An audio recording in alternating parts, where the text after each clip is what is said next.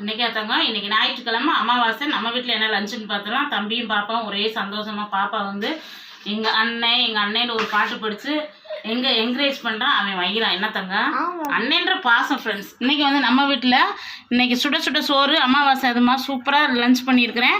இங்கே வந்து முருங்கைக்காய், மாங்காய், முள்ளங்கி எல்லாமே போட்டு சாம்பார் வச்சுருக்கேன். சூப்பராக இருக்கும். இங்கே ரசம், இங்கே வந்து வாழைக்காய் பொரியல், இங்கே முட்டைக்கோஸ் பொரியல், இங்கே மசால் வடை, பருப்பு வடை, இங்கே வந்து பாசிப்பருப்பு பாயாசம். பாசிப்பருப்பும் சவ்வரிசியும் போட்டு நல்லா வெல்லம் போட்டு நெய் நிறையா ஊற்றி பண்ணியிருக்கேன். இன்றைக்கி பாயாசம் வந்து ரொம்ப சூப்பராக இருக்கும்.